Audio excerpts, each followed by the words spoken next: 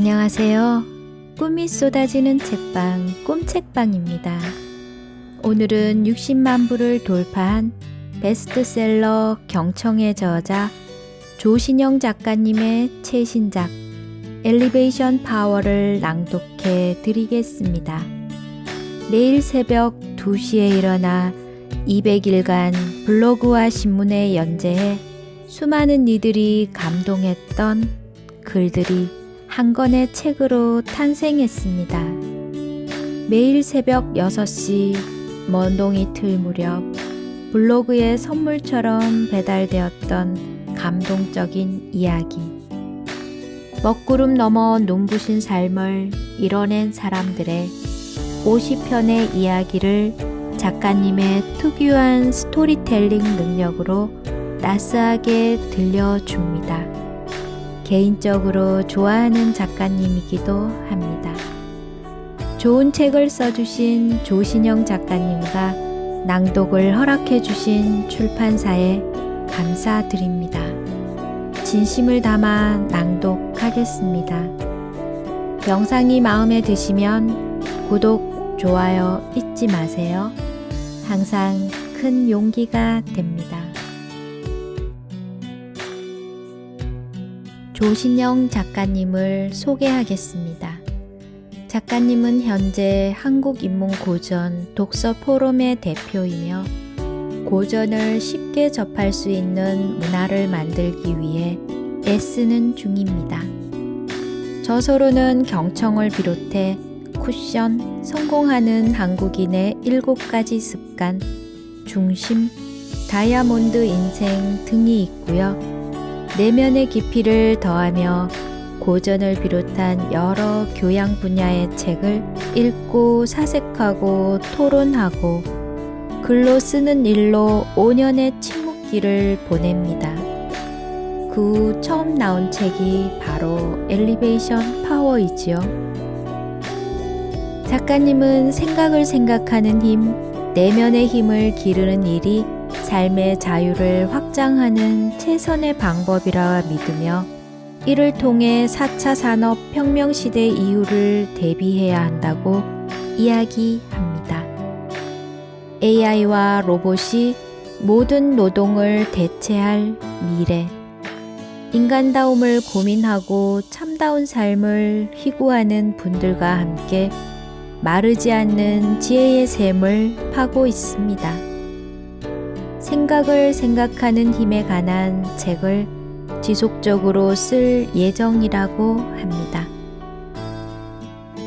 책에 손을 잡는 순간부터 횃불을 들고 있는 작고 귀여운 소녀 캐릭터를 만날 수 있습니다.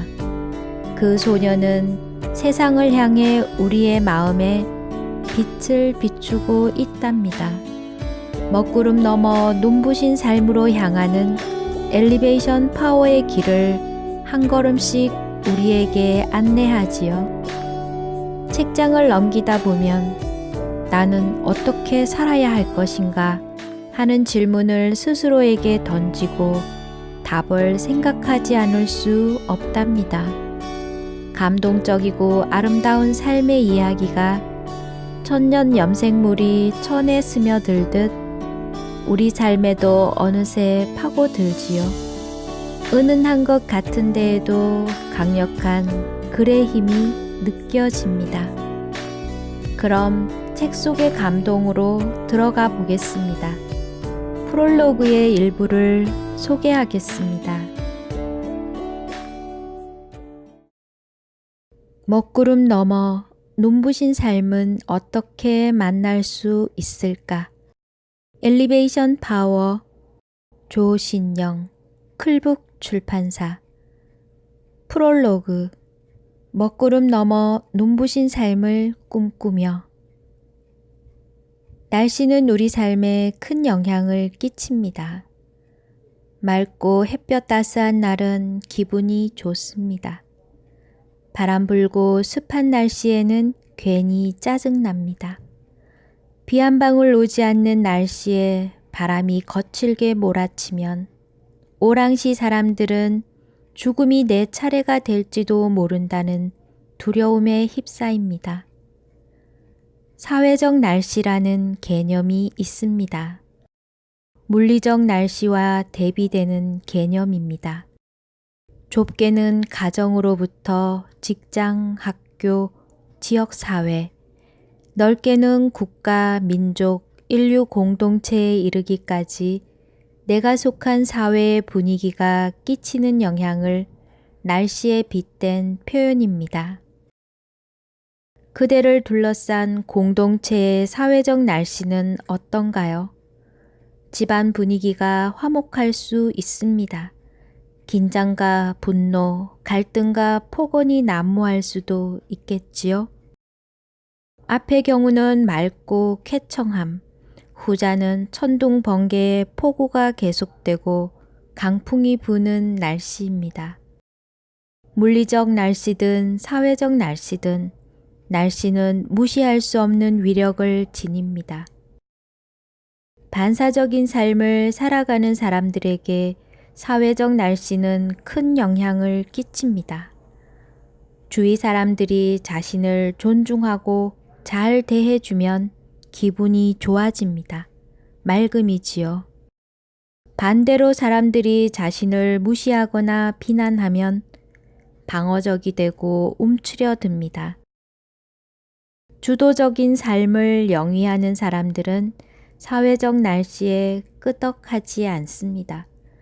충동이나 주변 사람들의 평가, 타인의 거울에 비친 자기 모습에 의해 기분이 좌우되는 것이 아니라 중요하다고 여기는 가치에 따라 삶의 걸음을 내딛습니다. 비가 오든 햇볕이 내리쬐든 이들은 자기 길을 걷습니다. 그는 오스트리아 비엔나에서 북동쪽으로 가는 기차에 오릅니다. 의자 대신 바닥에 지푸라기가 깔려 있고 오줌 냄새와 파리떼가 들끓는 돼지우리만도 못한 화물칸입니다. 숨쉬기 곤란할 만큼 사람들이 들어차 있습니다. 그들의 쾌한 모습을 보며 남자는 고개를 떨굽니다. 기차에 탄 1,500명의 운명이 어떻게 될지 누구도 알 수 없습니다. 아우슈비츠 수용소로 끌려가는 유대인들입니다. 남자는 말합니다. 아우슈비츠 수용소의 철조망과 감시탑을 처음 보는 순간 공포에 사로잡혔습니다. 하지만 이건 시작에 불과했지요. 하루하루 우리는 더 끔찍한 공포에 익숙해져야만 했으니까요. 1942년 남자는 유대인 600만 명의 생명을 앗아간 나치의 조직적이고 능률적인 살인 공장에 끌려간 것입니다. 함께 기차를 탔던 1,500명 중 1,300명이 하루 만에 가스실에서 목숨을 잃습니다. 건강하고 쓸모있는 200명만 목숨을 건질 수 있었지요. 남자는 자신의 연구 결과를 첫 책으로 출간하기 직전에 끌려왔습니다. 품 안에는 혼신의 힘을 기울여 쓴 원고 뭉치가 들어 있었습니다. 잠시 후면 모든 소지품을 빼앗기고 벌거벗은 채 샤워를 해야 합니다. 이 원고만큼은 절대로 빼앗길 수 없다고 늙은 동료 유대인에게 호소합니다. 노인은 모욕적인 웃음을 지으며 내뱉지요. 제기를. 남자는 기억합니다. 바로 그 순간 평범한 진리를 깨달았습니다.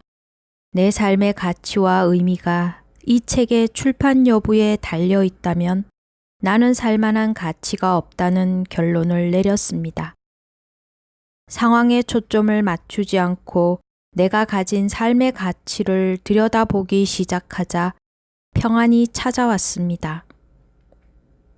원고와 소지품을 모두 뺏기고 형편없는 강제 샤워를 마친 후 남자에게 주어진 낡은 옷 한 벌, 그 허름한 옷의 비밀 주머니에 작은 메모지가 들어 있었지요.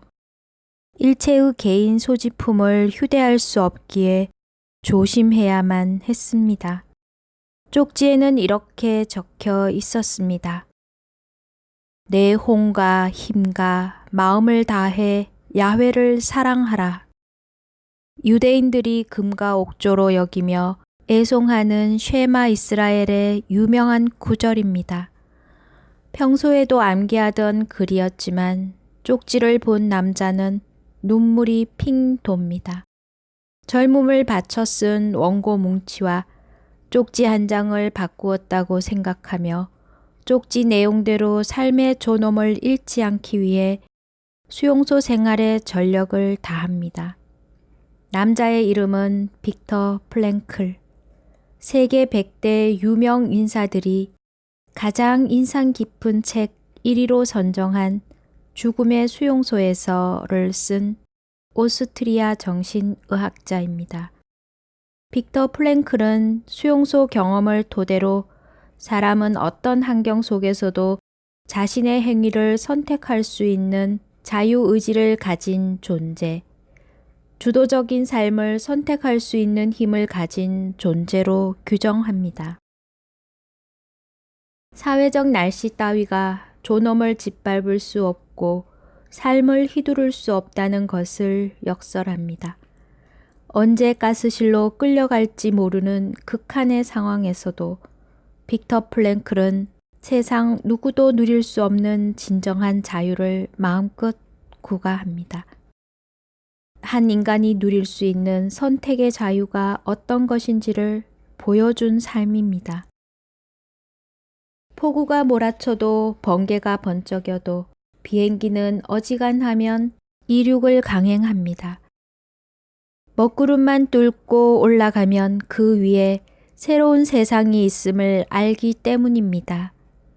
먹구름 아래는 천둥이 요란하고 비가 쏟아진다 해도 구름 위에는 찬란한 태양, 짙푸른 하늘, 내려다보면 아름다운 뭉게구름이 끝없이 펼쳐지기 때문이지요.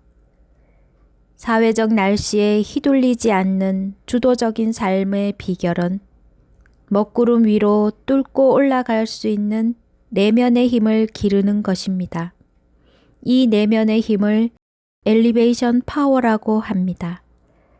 엘리베이션에는 위로 올라가다 외에도 고결한이란 뜻도 있습니다. 부단히 내면의 정원을 가꾸는 정성이 이런 고결한 삶을 가능하게 합니다. 충동이 삶을 휘두르지 못하도록 늘 책을 읽고 지혜를 추구하며 고결한 삶을 묵상하고 사색하는 데 시간을 투자해야 그 힘을 기를 수 있습니다. 우리를 둘러싼 사회적 날씨는 변화무쌍하게 계속될 테지요. 더 이상 날씨에 영향을 받는 반사적 삶이 아닌 주도적 삶으로 초대합니다. 먹구름 위 눈부신 삶은 어떻게 만날 수 있을까요?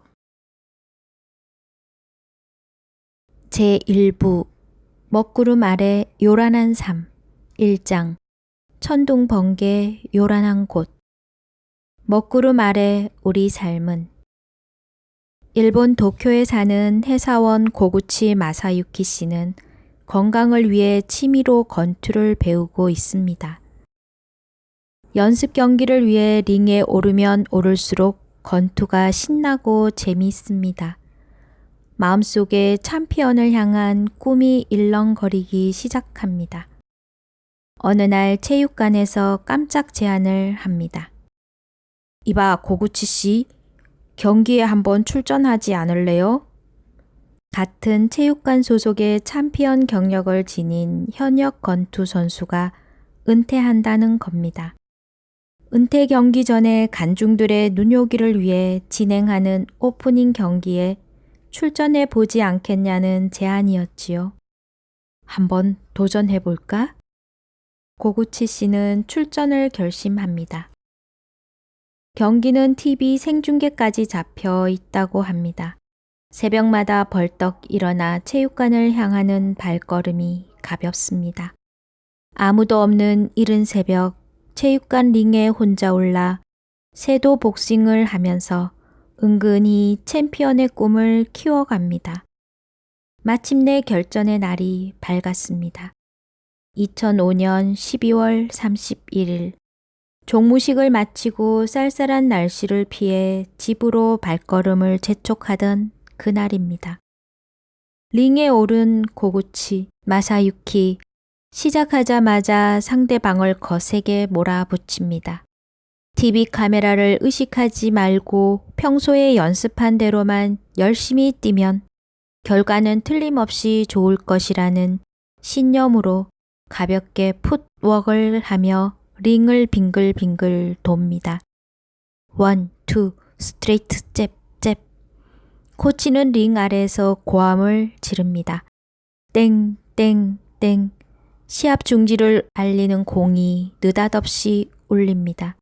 심판은 팔을 좌우로 크게 흔들어 경기를 중단합니다. 이게 웬일일까요? 고구치 마사유키가 다른 사람으로 변신해 있습니다.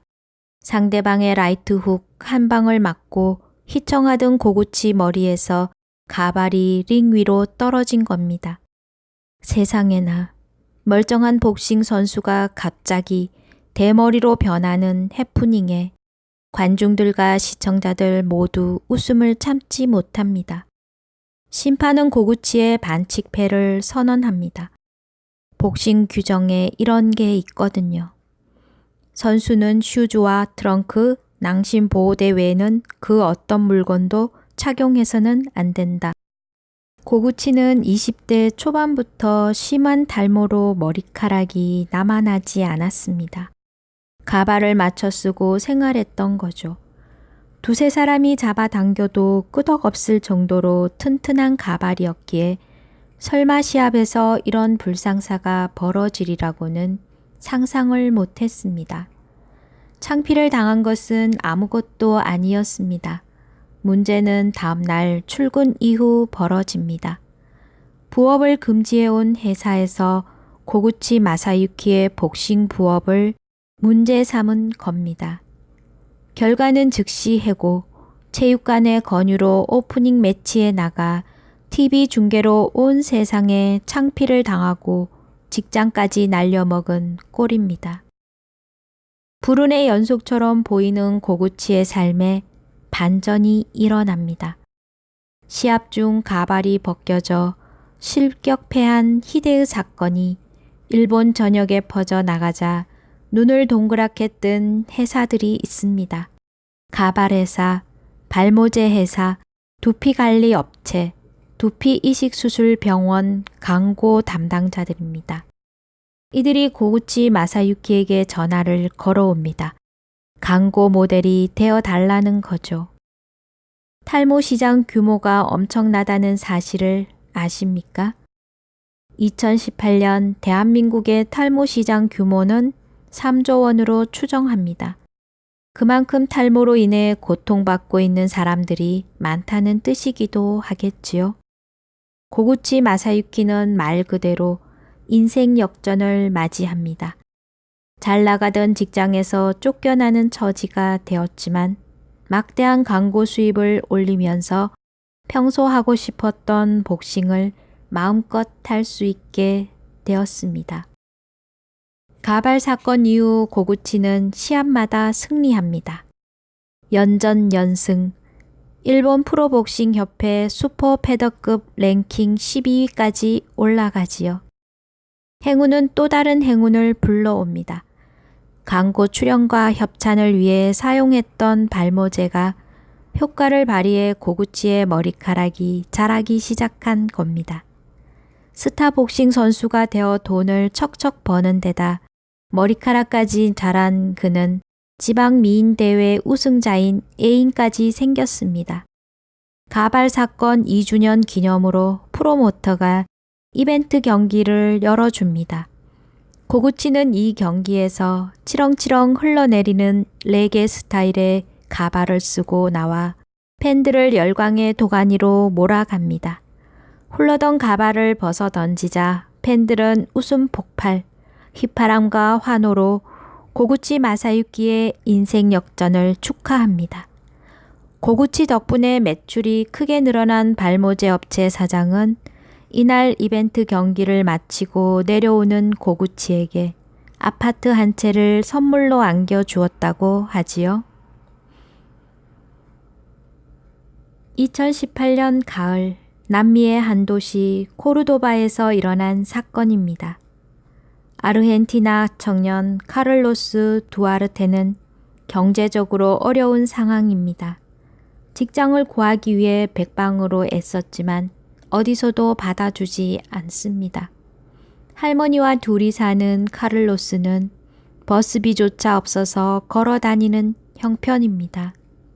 카를로스는 코르도바의 한 카페에 들어갑니다. 혹시 일할 사람 구하지 않으셔요? 카페 주인 유지니아 로페즈 씨는 단정한 옷차림에 성실해 보이는 청년의 모습에 호감을 느끼지요. 당장은 직원 채용할 일은 없어요. 하지만 이력서를 두고 가면 나중에 연락드릴게요. 카를로스는 머뭇거립니다. 사실 컴퓨터가 없고 PC방에 갈 형편이 못 되어 이력서를 뽑아오지 못했어요. 청년이 안쓰러웠던 주인은 종이와 펜을 건넨 뒤에 이력서를 적으라고 권합니다.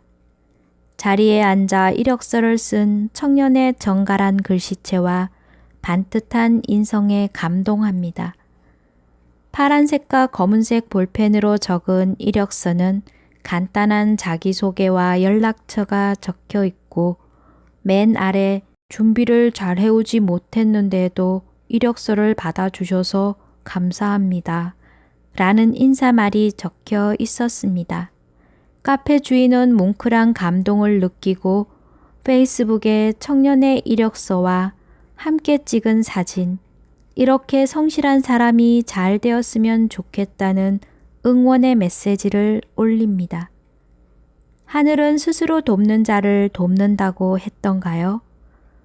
매사에 최선을 다한 이 청년 카를로스 두아르테에게 행운이 찾아옵니다. 유지니아 로페즈의 페이스북 사진이 SNS를 타고 아르헨티나 전역에 퍼진 겁니다. 정갈한 손글씨 이력서가 매력 포인트였지요. 카를로스 두아르테는 CNN과 인터뷰까지 합니다. 여러 회사가 카를로스 두아르테를 채용하려 나섭니다. 몇 군데 면접을 본 후 카를로스는 유리 제조 업체에 취업하지요. 먹구름 아래 우리 삶은 TV 생중계 중 가발이 벗겨지는 치욕적인 일들도 벌어지고 두아르테처럼 결핍으로 자존감이 바닥으로 처박히는 순간을 만나기도 합니다. 잊지 말아야 할 것이 있습니다. 우리 앞에 펼쳐지는 부정적인 상황들, 넘사벽처럼 보이는 한계가 우리를 낙담하게 할지라도 거기에 굴복하면 안 된다는 겁니다. 현대그룹을 일군 고 정주영 회장의 한마디가 귀에 쨍쨍 울립니다. 이봐, 책임자, 해보기는 해봤어? 끝날 때까지 끝난 것이 아니라는 집념으로 주어진 현재에 전념하고 나머지는 다 잊어버리는 태도로 하루를 충실히 살아갈 때 우리 앞에 어떤 선물이 주어질지 아무도 알 수 없는 일입니다. 오늘은 여기까지입니다.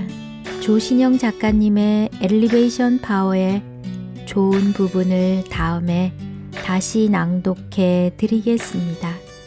더운 여름 건강 조심하세요. 감사합니다. 사랑합니다. 축복합니다.